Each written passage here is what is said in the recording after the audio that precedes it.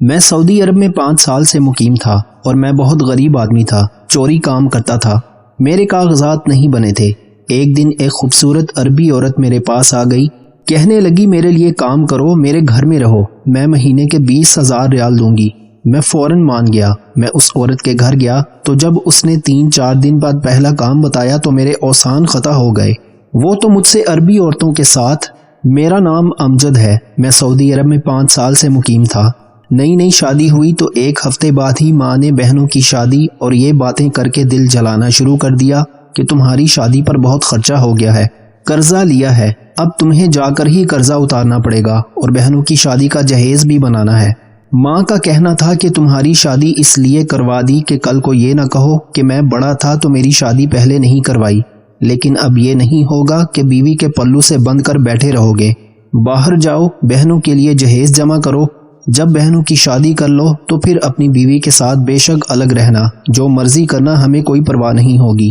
بات تو ان کی ٹھیک تھی، اکلوتا بھائی تھا، 3 بہنیں تھیں، اگر صرف گھر چلانا ہوتا تو پاکستان میں ہی کوئی نوکری کر لیتا، لیکن بہنوں کے جہیز بنانے تھے اور بیوی کا خرچہ بھی تھا، اسی لیے سعودی عرب چلا گیا۔ ہم جیسے لوگ یہاں پر یہی سوچ کر آتے ہیں پاکستانی کہ کوئی بہت ہی آسان کام ہوگا، 3-4 گھنٹے کا کام اور اس کے بعد پیسے مل جائیں گے، لیکن یہاں پر آ کر پتہ چلتا ہے کہ اپنے ملک میں روکھی سوکھی بھی مل جانا اچھی بات ہے، کم از کم انسان عزت سے کھاتا ہے۔ مجھے سعودی عرب میں 5 سال ہو گئے تھے، میں ابھی تک اپنے کاغذات نہیں بنوا رہا تھا، میرے پاس اتنے پیسے ہی جمع نہیں ہوئے تھے، جو پیسے تھوڑے بہت جمع ہوتے وہ گھر بیچ دیا کرتا تھا، اس پر بھی گھر والے کہتے تھے کہ گزارا نہیں چل رہا ہے۔ بیوی سے بات کرتا تو وہ اپنے رونے لگ جاتی تھی، کہتی تھی کہ نئی نویلی دلہن کو شادی کے 1 ہفتے بعد ہی چھوڑ کر چلے گئے اور اب 5 سال ہو گئے ہیں، کوئی اولاد بھی نہیں نصیب ہوئی مجھے۔ یہ وقت میں نے کیسے گزارا ہے میں ہی جانتی ہوں، آپ نے میری جوانی ضائع کی ہے، میری زندگی کو برباد کیا، میں آپ کو کبھی بھی معاف نہیں کروں گی، آپ واپس آ جائیں تب بھی نہیں۔ میں بہت پریشان رہتا تھا، کسی طرح میرے کاغذات بن جاتے تو میں اتنا پڑھا لکھا تھا کہ ایسی نوکری کر لیتا جس سے مجھے گھر جانے کی بھی سہولت مل جاتی اور ٹکٹ کے پیسے بھی بن جاتے، لیکن سارا مسئلہ کاغذات کا تھا، جس کے لیے کافی ساری فیس جمع کروانی ہوتی تھی۔ وقت ہاتھ سے نکلتا چلا گیا، پتہ ہی نہیں چلا، سمجھ سے باہر تھا کہ کیا کروں، کوئی کام بھی نہیں ملتا تھا، پورا دن محنت کرنے کے بعد بھی اتنے ہی پیسے بنتے تھے کہ جتنے شاید پاکستان میں ہوتا تو بنا لیتا۔ کبھی کبھی دل کرتا کہ واپس چلا جاؤں، مزدوری کر لوں، دہاڑی کر لوں، لیکن یہاں نہیں آؤں گا۔ ابھی کچھ سمجھ نہیں آ رہا تھا، لیکن اب یہاں کوئی ایسا بھی نہیں تھا جو مجھے پیسے دے دے تاکہ میں واپسی کی ٹکٹ کروا لیتا، اور وہ مجھے پیسے دیتا تو وہ یہی سمجھتا کہ یہ بھاگ جائے گا۔ اس معاملے میں اب کوئی بھی کچھ نہیں کر سکتا تھا۔ ایک دن ایک بس سٹینڈ پر بیٹھا تھا، رات کا وقت تھا، گھر بھی نہیں جا سکتا تھا کیونکہ جو کمرہ لیا تھا اس کا کرایہ دینا تھا۔ میری جیب میں پیسے تو تھے کہ کرایہ دے سکتا، لیکن پھر کھانے کو میرے پاس 1 روپیہ بھی نہیں ہونا تھا۔ ایک عورت بھی وہاں آ کر کھڑی ہو گئی، عورت کافی لمبی تھی، اس نے لمبا کالا سا چوغا پہن رکھا تھا، لیکن چہرے پر سے نقاب ہٹایا ہوا تھا، دیکھنے میں کافی خوبصورت لگتی تھی، لیکن اس وقت کوئی بھی چیز میری آنکھوں کو اچھی نہیں لگ رہی تھی، مجھے تو اپنا آپ بھی اچھا نہیں لگ رہا تھا۔ اس نے کہا کہ پریشان لگ رہے ہو، یہاں پر کچھ لوگوں کو اردو بولنا آتی تھی، ویسے بھی اس کے بولنے سے لگ رہا تھا کہ جیسے اس نے ابھی ہی اردو بولنا سیکھی ہے۔ میں نے کہا کہ آپ کا لہجہ تو کافی صاف ہے، تو کہنے لگی کہ مجھے 7 سے 8 زبانیں آتی ہیں، اردو تو میرے باپ کی زبان تھی اور میرا کام ہی ایسا ہے۔ میں نے کہا کہ کیا کام ہے آپ کا؟ تو وہ آگے سے مسکرا دی اور بولی تم کام کرو گے، کیونکہ جس طرح سے تم بیٹھے ہو لگتا ہے تم بہت پریشان ہو، اور آج کل ہر پریشانی کا حل پیسے میں ہی ہے، اگر جیب میں پیسے ہوتے تو کبھی بھی ایسے نہیں بیٹھے ہوتے۔ میں نے اس سے کہا کہ تم ٹھیک کہتی ہو، میرا مسئلہ بھی دولت ہی ہے، مجھے پیسوں کی ضرورت ہے، لیکن مجھے کوئی بھی ایسا کام نہیں مل رہا جو میری ضروریات کو پورا کر سکے۔ اس نے کہا کہ مجھے بھی کچھ ایسے ہی انسان کی تلاش تھی جو بہت زیادہ مجبور ہو، کیونکہ مجبور لوگ محنتی ہوتے ہیں، تم میرے ساتھ میرے گھر چلو، وہیں رہو، میں تمہیں کام بتاؤں گی۔ تو میں نے کہا کہ آپ نے تو میرا نام تک نہیں پوچھا اور کام دینے کی بات کرتی ہیں۔ ویسے یہاں پر یہ سب ہونا نارمل تھا، کیونکہ ادھر لوگ سیدھی بات کیا کرتے تھے، زیادہ لمبی بات کوئی بھی نہیں کرتا تھا۔ اس نے کہا کہ میں تمہارا نام بھی پوچھ لوں گی۔ میں نے کہا کہ کام کس نوعیت کا ہوگا؟ اگر آپ نے مجھ سے اپنے گھر کے کام کروانے ہیں تو میں معذرت چاہتا ہوں کہ میں پہلے بھی کسی کے گھر کے کام کر چکا تھا، لیکن یہ لوگ بڑے ظالم تھے، کام زیادہ کرواتے تھے، پیسے کم دیتے تھے۔ ایک گھر میں 2 مہینے کے لیے کام کیا، وہ بھی ایک عورت تھی جو مجھ سے بہت زیادہ کام کرواتی تھی اور پیسے کم دیتی تھی۔ پھر بھی میں مجبوری میں کام کرتا رہا، لیکن مجھے پتا چلا کہ وہ مجھے اسی برتن میں کھانا ڈال کر دے رہی تھی جس میں اپنے کتے کو کھانا دیا کرتی تھی۔ میں نے فوراً وہ نوکری چھوڑ دی اور قسم کھائی کہ اس طرح کا کوئی بھی کام نہیں کروں گا۔ اس نے کہا کہ فکر نہیں کرو، اس طرح کا کوئی کام نہیں ہے۔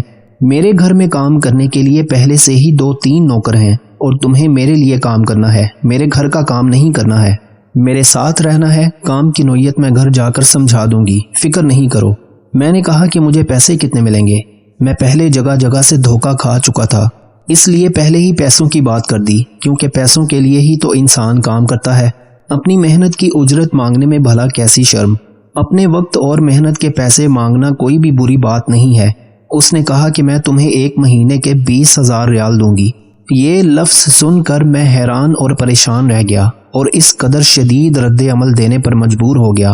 میرا منہ کھل گیا اور میں نے کہا کہ کیا 20,000 ریال؟ کیونکہ 20,000 ریال کوئی چھوٹی رقم نہیں تھی، یہ پاکستانی تقریباً 10 لاکھ روپے بنتے تھے، اور پاکستانی 10 لاکھ روپے اگر میں 1 ماہ میں بھیجتا اور کچھ پیسے اگر یہاں بھی لگا لیتا تو کم سے کم بھی مہینے کے 7 سے 8 لاکھ روپے گھر بیچ سکتا تھا۔ میری بہنوں کی شادی 1 سال کے اندر ہی ہو جانی تھی، اس کے بعد بھی میں اپنے گھر جا سکتا تھا۔ میں نے اسے کہا کہ میں تمہارے لیے کام کروں گا، اور اس کے بعد میں نے کوئی اور بات نہیں سوچی۔ اتنا کہا کہ پکی بات ہے، پیسے تو دو گی نا؟ اس نے کہا کہ ہاں تمہارے لیے یہ پیسے زیادہ ہوں گے، لیکن میرے لیے یہ پیسے زیادہ نہیں ہیں۔ راستے میں جاتے ہوئے اس نے میرا نام بھی پوچھا اور یہ بھی پوچھا کہ کس ملک سے ہو۔ اس کے بعد اس نے کہا کہ بہت اچھی بات ہے، مجھے آپ پر بھروسہ ہے۔ اس نے مجھے ایک کمرہ بھی دکھایا جو دوسری منزل پر تھا، اور کمرے کے ساتھ ایک باتھ روم بھی تھا۔ اس نے کہا کہ جب تک میں یہاں ہوں ادھر ہی رہوں گا۔ میں نے کہا کہ میرا کام؟ تو اس نے کہا کہ تمہارا کام جلد ہی بتا دیا جائے گا، ابھی تمہیں اپنا حلیہ ٹھیک کرنا ہے۔ میں نے اپنے آپ کو دیکھا، جب میں شادی کر کے آیا تھا اس وقت میری عمر تقریباً 22 سال تھی۔ ابھی بھی میری عمر کچھ زیادہ نہیں تھی، میں 27 سال کا تھا، اور 27 سالہ نوجوان تو عین جوانی کے وقت میں ہوتا ہے۔ لیکن ٹینشن نے میری حالت ایسی بنا دی تھی کہ جیسے میں 30 سال سے اوپر کا آدمی بن چکا ہوں۔ لوگ اپنا خیال بھی رکھتے ہیں جو میں نے نہیں رکھا تھا، لیکن ٹینشن سے ہی انسان خراب ہوتا ہے۔ اس نے کہا کہ تمہیں اپنا حلیہ اور صحت درست کرنی ہوگی، اپنا حلیہ بھی بہتر بنانا ہوگا، تمہیں بہت زیادہ مہذب اور خوبصورت نظر آنا ہے، کیونکہ یہ کام ہی ایسا ہے۔ دماغ میں سوچنے لگا ضرور کوئی پبلک ڈیلنگ کا کام ہوگا، اس لیے تو واقعی انسان کو بالکل ٹھیک ٹھاک ہونا چاہیے، بالکل ٹپ ٹاپ ہونا چاہیے، کیونکہ انسان کی شخصیت کبھی بھی اس کے الفاظ سے پہلے ہی بول پڑتی ہے۔ میں نے کہا کہ ٹھیک ہے، جیسا آپ کہیں گی ویسا ہی کروں گا۔ جو انسان آپ کو مہینے کے 10 لاکھ روپے دے رہا ہو، اگر وہ یہ کہے کہ ایک ٹانگ پر کھڑے ہو جاؤ تو آپ بے شک ایک ٹانگ پر کھڑے ہو جائیں گے۔ 5 سال میں پہلی دفعہ مجھے سکون کی نیند آئی۔ بستر بھی بہت صاف تھا، ورنہ تو ہم ایک کمرے میں 8 لوگ ایک کمرے میں کیسے سوتے تھے یہ ہم ہی جانتے ہیں۔ اور دماغ میں کوئی ٹینشن بھی نہیں تھی۔ جب سے اس نے پیسوں کے بارے میں بتایا تھا اس کے بارے میں سوچ رہا تھا، اتنے سارے پیسوں سے تو میرے سارے مسئلے حل ہو جانے تھے۔ میں 6-7 مہینے بعد اپنی بیوی سے ملنے بھی جا سکتا تھا، لیکن میں نے ان لوگوں کو اس کے بارے میں کچھ بھی نہیں بتایا کہ پیسے آ جائیں گے تو بھیج دوں گا اور کہوں گا کہ کوئی اچھی نوکری لگ گئی ہے۔ وہ لوگ یہ بات خود ہی سمجھ جائیں گے۔ میری بیوی کو دولت سے کوئی مقصد نہیں تھا، بس وہ کہہ رہی تھی کہ آپ واپس آ جائیں۔ پتہ نہیں میرے گھر والے اس کے ساتھ کیا سلوک کرتے تھے، وہ کچھ بتاتی بھی نہیں تھی، اور میرے پاس بھی پیسے نہیں ہوتے تھے کہ بار بار اسے فون کر سکوں۔ یہاں سے کال بہت مہنگی پڑتی تھی۔ اگلے دن مجھے صبح ہی جگا دیا گیا۔ نیند اچھی آئی تھی، اس لیے نیند پوری ہو گئی۔ اس عورت نے مجھے ایک شخص سے ملوایا جس نے کہا کہ آج سے میں آپ کا ٹرینر ہوں، آپ کو ٹرین کروں گا۔ میں نے کہا کہ کس بات کے لیے ٹرین کریں گے؟ تو کہنے لگا کہ آپ کو تھوڑا سا فٹ کرنا ہے۔ عورت کے کہنے پر مجھے مردوں کے سیلون بھیجا گیا، جہاں پر میرے بالوں کا کلر بھی بدل دیا گیا، میرے ہاتھ پاؤں بھی صاف کروائے گئے، میری داڑھی شیو بھی بنائی گئی۔ میں پہلے سے بہت زیادہ مختلف اور اچھا لگ رہا تھا، لیکن ٹرینر صاحب نے پورا دن مجھ سے ورزش کروائی اور مجھے نئے کپڑے بھی لے کر دیے۔ مجھے تو ایسے سجایا جا رہا تھا جیسے میں کسی فلم کا ہیرو ہوں، اور میں نے کسی فلم میں ہیرو کا کام کرنا ہے۔ 1 مہینے تک تمہیں اپنا خیال کرنا ہے۔ اس عورت کا نام جو بھی ہو، لیکن سب اس کو کوکو کہتے تھے۔ میں نے وہاں کے نوکروں کو ایک عجیب بات کرتے ہوئے سنا تھا۔ کہنے لگے کہ یہ ہے نیا بکرا جس کو لے کر آئی ہے۔ ویسے تو یہ بڑا ہی حسین ہے لیکن ادھر کا نہیں لگتا ہے، باہر کے ملک سے آیا ہے، تبھی تو اس کی باتوں میں آ گیا ہے۔ سچ کہوں تو یہ باتیں سن کر میں تھوڑا حیران بھی ہوا اور پریشان بھی۔ وہ کس بارے میں بات کر رہی تھی؟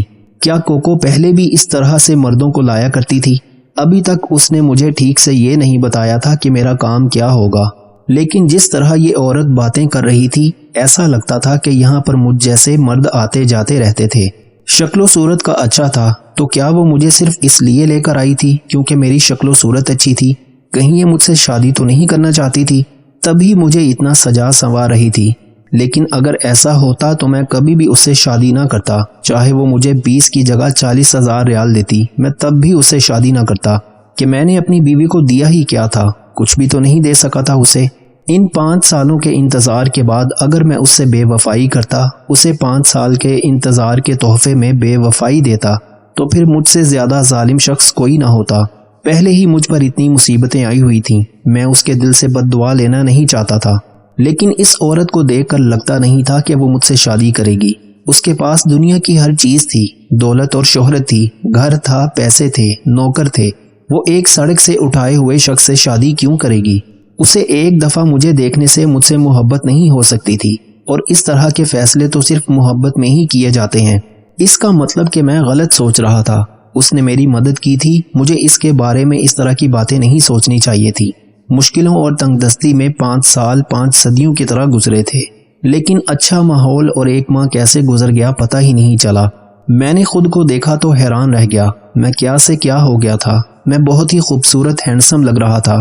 کوکو کو بلایا گیا کہ میں کیسا لگ رہا ہوں۔ میں نے بہت مہنگے کپڑے اور جوتے پہنے تھے، اور میں کھڑا بھی ایسے تھا جیسے مجھے بتایا گیا تھا کہ تم نے اس طرح سے کھڑے ہونا ہے۔ ٹرینر آ گیا اور کوکو سے کہنے لگا کہ دیکھو میں نے کیا کر دیا ہے۔ وہ کہنے لگی کہ تمہارے کام پہ تو مجھے پہلے دن سے ہی بھروسہ ہے، بہت ہی اچھا کام کیا ہے تم نے، یہ تو بہت ہی زیادہ اچھا لگ رہا ہے۔ ٹرینر نے کہا کہ آپ کی نظر تو جوہری کی ہے، آپ ہیرا پہچان لیتی ہیں۔ وہ کہنے لگی لیکن ہیرے کو تراشتے تو تم ہی ہو۔ پھر اسے کہنے لگی کہ بتاؤ اب کیا لگتا ہے تمہیں، کہاں تک چلا جائے گا؟ تو اس نے کہا کہ زیادہ سے زیادہ 7,000 تو کہیں نہیں گیا۔ وہ کہنے لگی 1 ہفتے کا؟ تو وہ اتنے بڑے بڑے دانت دکھا کر ہنس دی، اور پھر وہ آدمی کہنے لگا نہیں 1 رات کا۔ پھر وہ دونوں ایک ساتھ ہنسنے لگے۔ میں نے کہا کہ مجھے اب تو میرا کام بتا دیں۔ اس نے کہا کہ اب تمہیں بتانا نہیں، اب تو تم نے کام کرنا ہے، بس تیار ہو جاؤ۔ اور ٹرینر کو کہا کہ آج سے اسے اچھے کپڑے دے دینا تاکہ اور بھی زیادہ اچھا لگے۔ شام کو مجھے پھر سے تیار کر دیا گیا اور ایک بہت بڑے مال میں لے جایا گیا۔ یہاں پر عورتیں اور مرد مجھے ایسے دیکھ رہے تھے جیسے میں بہت زیادہ حسین ہوں، کیونکہ اس کی وجہ ایک میرے کپڑے اور جوتے جو بہت مہنگے تھے، دوسرا میرے ساتھ 2 گارڈ چل رہے تھے۔ ٹرینر بھی میرے ساتھ تھا جو آج میرا گارڈ بنا ہوا تھا۔ اس نے میرے ہاتھ میں جامنی رنگ کا رومال پکڑا دیا۔ میں نے کہا کہ یہ کیا ہے؟ تو کہنے لگا کہ تم نے ہاتھ میں پکڑنا ہے اور اسے پکڑ کر رکھنا ہے کہ سب لوگ اس کو دیکھیں۔ میں نے کہا یہ سب کیا ہے؟ کیا یہی میرا کام ہے؟ تو اس نے کہا کہ ہاں یہی تمہارا کام ہے۔ دراصل تم نے جو کپڑے پہنے ہیں وہ کسی برانڈ کے کپڑے ہیں، اور ہم چاہتے ہیں کہ لوگ تمہاری طرف متوجہ ہوں تاکہ لوگ ہم سے پوچھیں کہ یہ کپڑے آپ نے کہاں سے لیے ہیں۔ اس طرح ان کی مشہوری ہوگی اور پھر لوگ انہی سے کپڑے لیں گے اور ہم سے ان کا پتہ پوچھیں گے، اور اس طرح برانڈ والے ہمیں پیسے دے دیں گے۔ ان پیسوں میں سے ہی تمہیں تنخواہ دیں گے۔ تم نے روز اچھے اچھے کپڑے پہن کر مال میں آنا ہے۔ سب لوگوں کو یہ لگنا چاہیے کہ تم بہت ہی امیر انسان ہو، اس لیے ہم تمہارے نقلی باڈی گارڈ بنتے ہیں۔ اب مجھے اس کام کی سمجھ آ گئی۔ میں نے کہا کہ یہ تو بڑا اچھا کام ہے اور بڑا سیدھا، اور یہاں تک کہ بہت ہی آسان سا کام ہے۔ مال کے اندر AC لگے ہوئے تھے۔ 1 گھنٹے تک تیار ہو کر پھرنے کے اتنے سارے پیسے مل رہے تھے، میری تو قسمت کھل گئی تھی۔ مجھے تو بہت اچھا کام مل گیا تھا۔ مجھے کوکو کی طرف سے کال آئی اور کہنے لگی تو بتاؤ کام کیسا لگ رہا ہے تمہیں؟ تو میں تو اس کی تعریف کرنا شروع ہو گیا۔ میں نے کہا کہ آپ نے مجھے بہت اچھا کام دیا ہے، یہ کام تو بالکل بھی محنت طلب نہیں ہے اور اتنے سارے پیسے بھی ملیں گے۔ آپ تو میرے لیے پری بن کر آئی ہیں جس نے میری اتنی بڑی مشکل آسان کر دی۔ میں آپ کا شکریہ کیسے ادا کروں گا؟ مجھے کوئی مسئلہ نہیں۔ اس نے کہا کہ تم مجھے نمبر دے دو، میں تمہارے گھر تمہارے پہلے مہینے کے پیسے بھجوا دوں گی، جو کم سے کم بھی پاکستانی 10 لاکھ روپے بنتے ہیں۔ یہی سوچا کہ گھر والے تو خوش ہو جائیں گے۔ میں نے اپنے گھر کا پتہ بتا دیا اور نمبر بھی۔ اس نے پیسے بھجوا دیے جو کچھ دن بعد شاید ان لوگوں کو مل جاتے۔ میں بہت زیادہ مطمئن تھا۔ میرے چہرے پر مسکراہٹ بھی آ گئی اور میں بڑے طریقے اور سٹائل سے وہاں پر پھرنے لگا۔ میں کوئی ان پڑھ جاہل گوار نہیں تھا، میرے لیے یہ چیزیں کوئی نئی نہیں تھیں۔ میں پاکستان میں بھی اچھی طرح تیار ہو کے رہتا تھا۔ یہ الگ بات ہے کہ اتنے مہنگے کپڑے نہیں پہنا کرتا تھا۔ میں ایسے ہی چل رہا تھا کہ اچانک ایک عورت میرے پاس آئی اور میرے ہاتھ میں جو رومال تھا اس کا دوسرا سرا پکڑ کر بولی، چلو میرے ساتھ۔ میں نے کہا کہ کہاں؟ تو کہنے لگی کہ چلو بھی۔ وہ عربی بول رہی تھی۔ 5 سال میں اتنی عربی تو مجھے آ گئی تھی، لیکن وہ عورت جس طرح سے پیش آ رہی تھی بات میری سمجھ سے باہر تھی۔ اس نے مجھے ایک ہاتھ سے پکڑا اور اس طرح مجھے اپنے ساتھ لے جانے لگی جیسے اس نے مجھے خرید لیا ہو۔ جو ٹرینر تھے وہ بھی پیچھے ہٹ گئے، بلکہ جاتے ہوئے اس نے کہا کہ جاؤ، پریشان ہونے کی بات نہیں ہے۔ وہ تو مجھے اپنی گاڑی میں لے آئی اور کہنے لگی کہ چلتے ہیں۔ میں نے کہا مجھے کہاں لے کر جا رہے ہیں؟ یہ بات میں سمجھ نہیں سکا۔ اس نے مجھے کہا کہ تم ہاتھ میں جامنی رومال لے کر پھر رہے ہو، تمہیں یہ نہیں پتا کہ میں تمہیں کہاں لے کر جا رہی ہوں؟ جامنی رومال پھر تم نے کیوں ہاتھ میں پکڑا تھا؟ میں نے کہا کہ کیا مطلب ہے، کیا مقصد ہے اس بات کا؟ تو اس نے مجھے ایک بات بتائی۔ اس نے کہا کہ پرانے زمانے میں جب عورتوں کو خریدا جاتا تھا تو خریدنے والی عورتوں کے ہاتھ میں جامنی رومال پکڑا دیے جاتے تھے۔ یہی رسم آگے چلتی گئی اور آج جس نے بھی جسم فروشی کرنی ہوتی ہے اس کے ہاتھ میں رومال نشانی کے طور پر پکڑا دیا جاتا ہے، چاہے وہ لڑکی ہو یا لڑکا۔ جامنی رنگ کا مطلب اس چیز کی طرف اشارہ ہے کہ میں اس کام کے لیے راضی ہوں۔ میرے قدموں تلے سے یہ بات سن کر زمین نکل گئی۔ اس لیے اس عورت نے مجھے پکڑا اور میرا حلیہ بھی ٹھیک کروایا، اور جب وہ اپنے ٹرینر سے کہہ رہی تھی کہ ایک رات کے 7,000 تو اسی بارے میں بات کر رہی تھی۔ میں حیران رہ گیا۔ میں نے کہا کہ معاف کرنا، میں یہاں یہ کام نہیں کرتا ہوں۔ وہ مجھے برے ناموں سے پکارنے لگی، مجھے بزدل کہنے لگی کہ اگر یہ کام نہیں کرتے تو پھر یہ حلیہ کیوں بنا کر پھر رہے ہو؟ میں وہاں سے ایسا بھاگا کہ اس عورت کے ہاتھ نہیں لگا۔ وہ بعد میں مجھے ڈھونڈتی بھی رہی۔ پھر مجھے ایک اچھا انسان ملا، میں نے اسے سب کچھ بتایا۔ اس نے میری اتنی مدد کی اور کہا کہ میں تمہیں تمہارے ملک واپس بھجوا سکتا ہوں، کیونکہ میں نے ہر مہینے خیرات وغیرہ نکالنی ہوتی ہے اور میں خیرات کے طور پر اس طرح کے کام کرتا ہوں۔ اس شخص کا اللہ بھلا کرے جس نے مجھے واپس بھجوا دیا۔ واپس آیا، اپنی ماں، بہنوں اور بیوی سے مل کر دل کو بہت سکون ملا۔ بیوی سے بھی ملا اور اس بات کی خوشی ہوئی کہ میں نے اس کے ساتھ بے وفائی نہیں کی تھی۔ جو اس عورت نے گھر پیسے بھیجے تھے اس کے گھر والوں نے استعمال نہیں کیے تھے۔ میں نے سوچا کہ میں یہیں پر کام کروں گا، ان پیسوں سے کام شروع کیا۔ ہم انسان ہیں، بری طرح سے پریشان ہو جاتے ہیں، سوچنے لگتے ہیں کہ پتہ نہیں کیا ہوگا، جبکہ سب کا محافظ اوپر بیٹھا ہے۔ میری بہنوں کی شادی ہو گئی، میرے ہاں اولاد بھی ہو گئی۔ 3-4 سال مشکل تھے، لیکن اب زندگی اپنے ڈگر پر آ ہی گئی ہے۔ سوچتا ہوں کہ بلا وجہ ہی اپنی زندگی کے 5 سال ضائع کیے اور اپنی بیوی کو بھی انتظار کروایا۔ میں یہ نہیں کہتا کہ کوئی پردیس نہ جائے، لیکن یہ ساری باتیں ذہن میں رکھ کر جائے، کیونکہ وہاں آپ کے ساتھ کچھ بھی ہو سکتا ہے۔ میں پڑھا لکھا تھا، سمجھدار تھا، یوں ہی حالات سے ڈر گیا تھا اور باہر جانے کا ارادہ کر لیا۔ لیکن اب میری زندگی میں سب کچھ ٹھیک ہو گیا ہے اور یہیں پر میں نے سب کچھ بنا لیا ہے۔ بزرگ فرماتے ہیں اپنی عورتوں کو یہ چند کام کبھی مت کرنے دینا، ورنہ رزق میں بے برکتی اور غربت آ جائے گی، اور جتنا بھی کما لو کچھ پتہ نہیں چلے گا۔ نمبر 1، کبھی بھی ننگے سر کھانا مت پکائیں۔ نمبر 2، مٹی یا چینی کے برتن ٹوٹے ہوئے استعمال نہ کریں۔ نمبر 3، صبح فجر سے سورج طلوع ہونے تک کبھی نہ سوئیں، اس سے رزق سے برکت اٹھ جاتی ہے۔ میاں بیوی کو ایک دوسرے پر اتنا بھروسہ ہونا چاہیے کہ بات بات پر صفائیاں نہ دینی پڑیں۔ بیوی کے لیے شوہر اور شوہر کے لیے بیوی سے اچھا کوئی دوست نہیں، واحد ایسا دوست جو بہترین مشورہ دے گا، کیونکہ جو بھی ہو اچھے اور برے حالات کا سامنا دونوں کو مل کر ہی کرنا پڑتا ہے، یہی دوستی ہے۔ اپنی بیوی کے خلاف کسی کو بات کرنے کا موقع نہ دو، کیونکہ باوقار شخص اپنی بیوی کے وقار اور عزت نفس کا خود خیال رکھتا ہے۔ میاں بیوی کا رشتہ انسانی رشتوں میں سب سے بڑا رشتہ اور سب سے نازک رشتہ ہے، یہی سب رشتوں کی بنیاد ہے۔ اپنی بیوی کا تہہ دل سے شکریہ ادا کریں، کیونکہ وہ موت کی وادیوں سے گزر کر آپ کو باپ کے درجے تک پہنچاتی ہے۔ تو دوستو، یہ تھی ہماری آج کی ویڈیو۔ امید ہے آپ کو آج کی ہماری یہ ویڈیو پسند آئی ہوگی۔ اگر ویڈیو اچھی لگے تو اسے لائک ضرور کیجیے گا اور ساتھ ہی اپنے دوستوں کے ساتھ شیئر بھی ضرور کیجیے گا۔